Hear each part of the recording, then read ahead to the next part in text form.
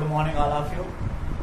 जैसा कि हमारा आपके क्लास 12th में आपका बोर्ड एग्जाम इस बार है, जो क्लास 12th में स्टूडेंट हैं उनका बोर्ड एग्जाम है, तो उसकी नजर से जो है आपका ये क्लास 12 का जो आपका क्लास 12 तैयारी होती है काफी इम्पोर्टेंट है। इसके लिए आपको कड़ी मेहनत करनी पड़ती है।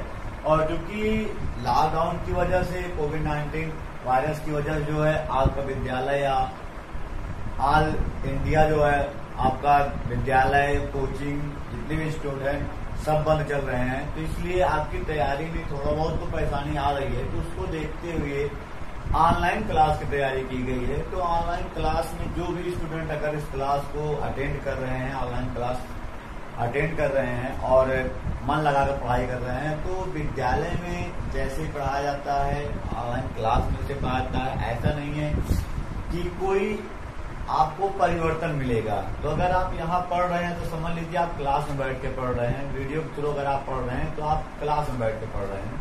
तो आप वीडियो को पूरा देखा करिए और उसके बाद अगर आपको कोई प्रॉब्लम हो रही है तो उसको भी सॉल्व किया जाएगा। तो चलिए देखते हैं आज आपका इंटर फिजिक्स में लेसन सेकंड का जितना टॉपिक था हमारे सभी पार्ट में क्लियर करवा दिया गया है। आज लेसन सेकंड का आपका न्यूमेरिकल चलने जा रहा है, यानी न्यूमेरिकल का पार्ट 1 है। लेसन सेकंड के न्यूमेरिकल का पार्ट 1 बताने जा रहे हैं। अब पार्ट 1 है क्या, देखिए इंटर फिजिक्स में लेसन सेकंड आपका था गॉस थ्योरम। गॉस थ्योरम में सबसे पहले न्यूमेरिकल जब भी आपको लगाना हो किसी भी लेसन का अगर आपको न्यूमेरिकल लगाना है तो पहले उस लेसन का हम टोटल फार्मूला लिख लेते हैं। टोटल फार्मूला लिखने से क्या होता है कि हमें न्यूमेरिकल लगाने में कोई प्रॉब्लम नहीं होती है। तो चलिए देखते हैं हम।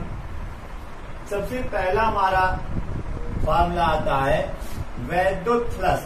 लेसन सेकंड में सबसे पहला फार्मूला हमारा किसका आएगा, वैद्युत फ्लक्स। वैद्युत फ्लक्स को हम किससे डिनोट करते हैं, फाई से। वैद्युत फ्लक्स किससे डिनोट करते हैं हम, फाई ई से। तो इसका फाई ई का फार्मूला बताए थे, इसका फार्मूला होता है ई ए कॉस थीटा। लेकिन गॉस थ्योरम में क्या बताया गया है, गॉस थ्योरम बताया गया है गॉस की प्रमेय में कि क्यू अपान एप्सिलॉन। वैद्युत फ्लक्स फाई ई का फार्मूला होता है ई ए कॉस थीटा और गॉस प्रमेय के अनुसार वैद्युत फ्लक्स का फार्मूला होता है क्यू अपान एप्सिलॉन नॉट। अर्थात वैद्युत फ्लक्स का दो फार्मूला है, ई ए कॉस थीटा और क्यू अपान एप्सिलॉन नॉट। उसके बाद देखते हैं आगे क्या करना है। तो दूसरा हमारा जो फार्मूला आएगा, दूसरा हमारा आएगा रेखीय घनत्व का। तो रेखीय घनत्व लिखते हैं लैम्डा से। इसका फार्मूला क्या बताए थे, क्यू बाई एल। अगला हमारा आता है पृष्ठीय घनत्व। पृष्ठीय घनत्व का लिखते हैं सिग्मा से। इसका फार्मूला होता है क्यू बाई ए। आपको बताए थे एकांक लंबाई पर उपस्थित आवेश को हम रेखीय पृष्ठ घनत्व कहते हैं, रेखीय घनत्व कहते हैं। और एकांक क्षेत्रफल पर प्रति एकांक क्षेत्रफल पर वितरित आवेश को हम पृष्ठीय घनत्व कहते हैं। इसके बाद हमारा अगला टॉपिक जो आता है हमारा आता है किसी भी चालक प्लेट के कारण, किसी भी चालक प्लेट के कारण किसी भी बिंदु पर जो तीव्रता होता है, अगर हम अनंत लंबाई का चालक है जिसका रेखीय घनत्व दिया गया है तो आपको बताए थे ई इक्वल होता है 1/4 pi epsilon naught into 2 lambda by R. और उसके बाद किसी अचालक प्लेट के कारण किसी बिंदु पर तीव्रता का सूत्र बताए थे कि Q sigma upon 2 epsilon not. इसको आपको ध्यान देना है। किसी अचालक प्लेट के कारण किसी बिंदु पर तीव्रता सूत्र होता है सिग्मा अपान 2 एप्सिलॉन नॉट। लेकिन अगर दो प्लेटें हैं, एक विपरीत है एक आपका या समान है, तो उसके लिए आपको डेरिवेशन करवाया गया है कि तब क्या होगा, कैसे होगा। तो चलिए देखते हैं। सबसे पहले न्यूमेरिकल पे आते हैं। इतना फार्मूला हम क्लियर होती है। बात आई किसे क्या कहते हैं, फाई ई क्या है, वैद्युत फ्लक्स क्या है। ई आपको होता है वैद्युत क्षेत्र या वैद्युत क्षेत्र की तीव्रता है। ए क्या है, क्षेत्रफल है। थीटा बीच का एंगल है। क्यू क्या है, आवेश है। एप्सिलॉन नॉट क्या है, निर्वात की वैद्युतशीलता। एप्सिलॉन नॉट की वैल्यू आपको पता होनी चाहिए। लेसन फर्स्ट में बार बार उपयोग किया गया है। 8.85 इंटू 10⁻⁻12 कूलॉम स्क्वायर पर न्यूटन मीटर स्क्वायर। उसके बाद देखिएगा लैम्डा इक्वल होता है क्यू बाई एल। क्यू आपका चार्ज है, एल क्या है लंबाई लेंथ है, सिग्मा आपका क्या पृष्ठ घनत्व है, क्यू आपका क्या चार्ज है, ए क्या आपका क्षेत्रफल है, लैम्डा आपका रेखीय घनत्व है, उसके बाद आर क्या है डिस्टेंस है, बीच की दूरी है, और उसके बाद एक कांस्टेंट इसकी वैल्यू बताया गया 9 × 10⁹। चलिए देखते हैं आपको पहला न्यूमेरिकल क्या कह रहा है। पहले न्यूमेरिकल पे आ जाते हैं। तो पहला न्यूमेरिकल हमारा कह रहा है, आपको भी वीडियो के साथ हम न्यूमेरिकल भी सेंड कर देंगे। तो आपसे कह रहा है कि 2 गॉस की चुंबकीय क्षेत्र की तीव्रता वाले 2.0 गॉस की चुंबकीय क्षेत्र की तीव्रता वाले चुंबकीय क्षेत्र में 10 × 20 सेंटीमीटर स्क्वायर क्षेत्रफल का एक आयताकार लूप रखा है। यदि लूप का तल क्षेत्र से 60 अंश पर झुका हो तो लूप से संबंध चुंबकीय फ्लक्स का मान ज्ञात कीजिए। तो चलिए देखते हैं। सबसे पहले आपको दिया गया है चुंबकीय क्षेत्र की तीव्रता। तो चुंबकीय क्षेत्र की तीव्रता को हम किससे लिखते हैं, कैपिटल ई से लिखते हैं। आपको कितना दिया गया है, दिया गया है 2 गॉस। देखते हैं आपको ई इक्वल कितना दिया गया है 2.0 गॉस। उसके बाद आपका आगे क्या दिया गया है, आपको दिया गया क्षेत्रफल। क्षेत्रफल का हम किस सकते हैं ए से। आपको दिया गया 10 × 20 सेंटीमीटर स्क्वायर। हम जानते हैं सेंटीमीटर स्क्वायर को कितना हो जाएगा आपका 200 हो जाएगा, और सेंटीमीटर स्क्वायर को मीटर स्क्वायर में बदलने के लिए बताया गया 10⁻⁴ से आपका गुणा करते हैं। तो 10⁻⁴ से गुणा करेंगे तो 2 जीरो से 2 घात आपकी कम हो जाएगी। तो कितना हो जाएगा आपका 2 × 10⁻⁻2 मीटर स्क्वायर। आपको वैद्युत क्षेत्र की तीव्रता ई दिया गया है, क्षेत्रफल ए दिया गया है। आगे कह रहा है यदि लूप का तल क्षेत्र से 60 अंश पर झुका हो,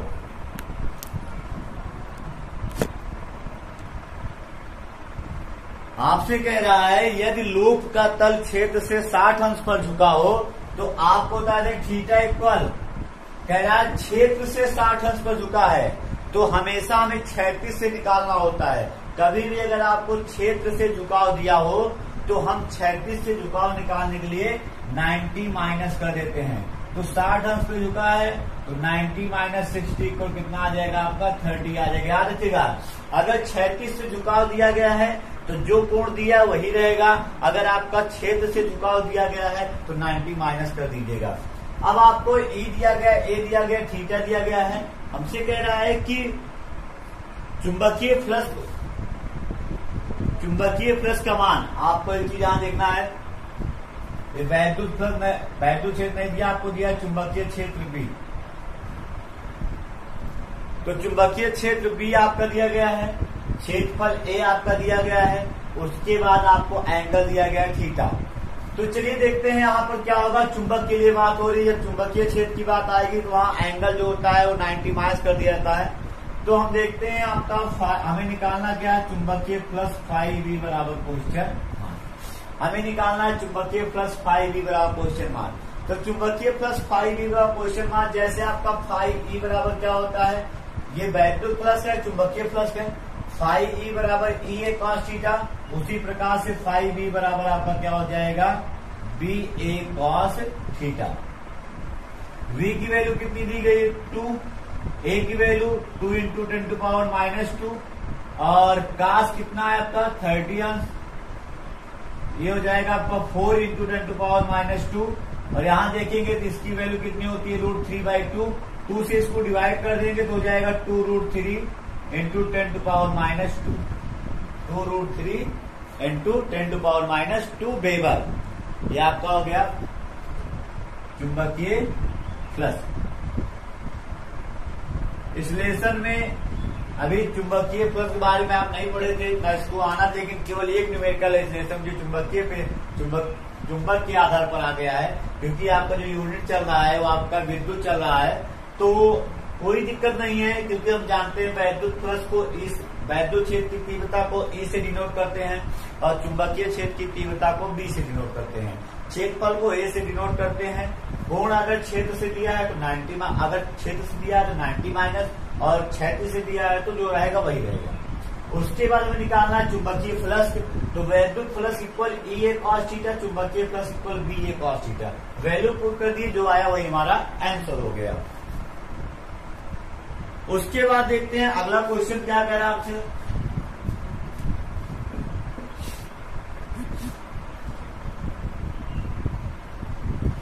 क्वेश्चन नंबर सेकंड क्या कह रहा है, तो क्वेश्चन नंबर सेकंड हमसे कह रहा है कि यदि 17.7 पीको कूलाम आवेश, तो आवेश को हम किससे डिनोट करते हैं, आवेश को हम डिनोट करते हैं क्यू से। आपको दिया गया है 17.77 पीको कूलाम।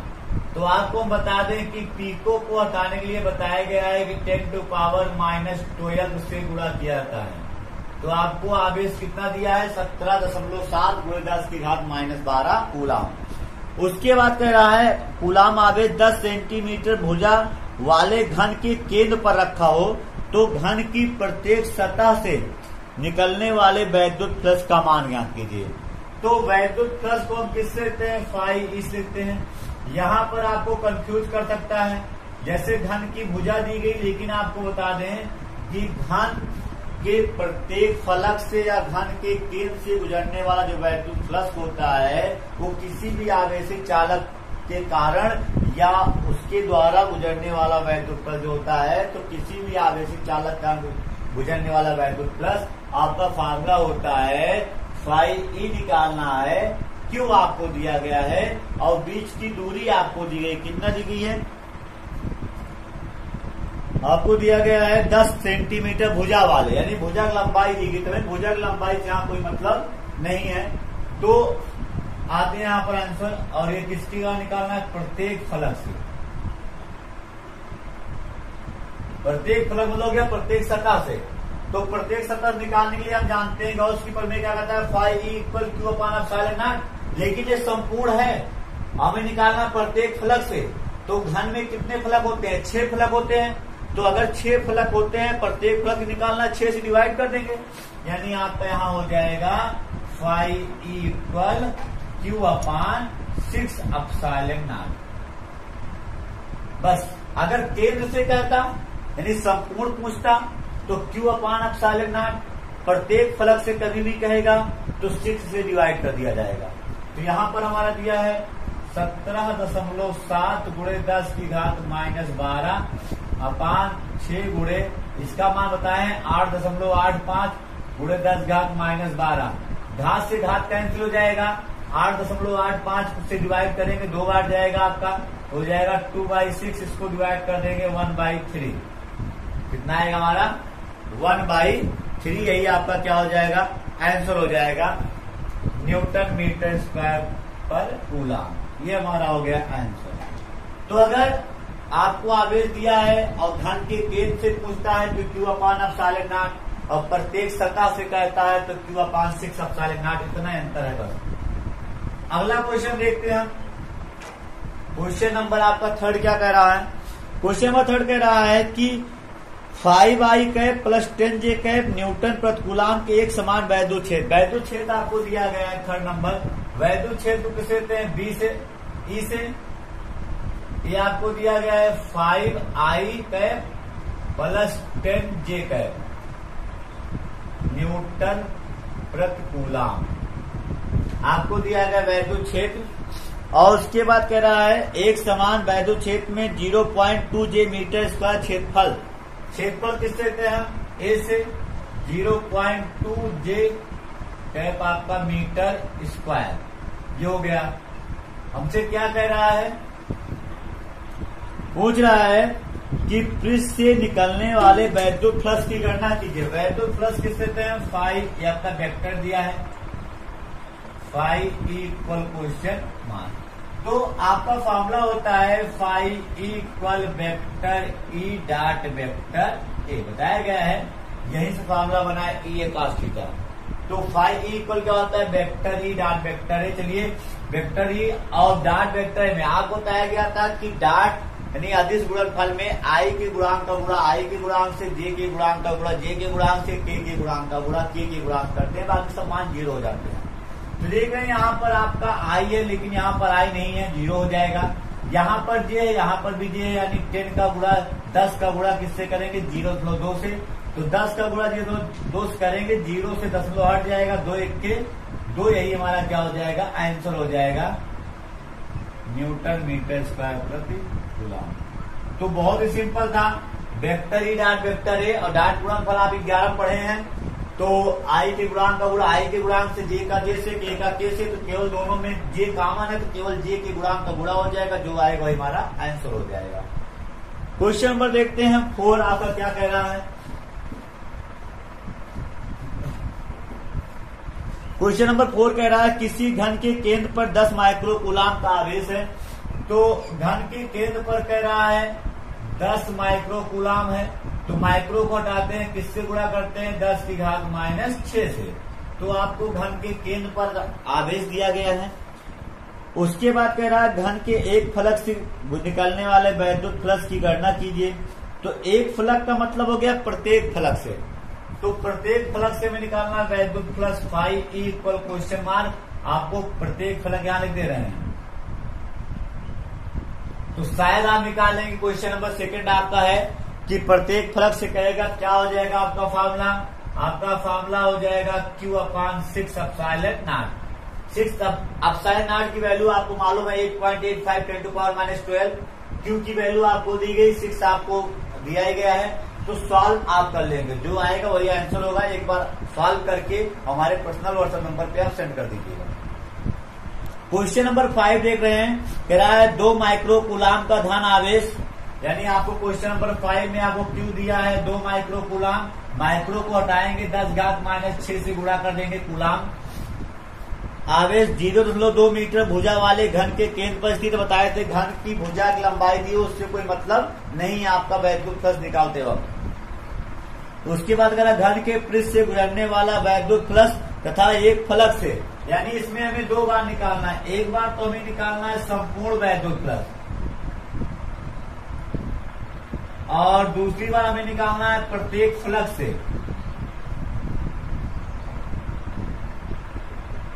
तो आपको बता दें पहला आंसर आप देखिए, पहला आपका है, ये दूसरा है, तो पहले में आपका हो जाएगा फाई ई इक्वल Q/एप्सिलॉन नॉट और दूसरे में आपका फॉर्मूला हो जाएगा phi E equal Q/6 epsilon not.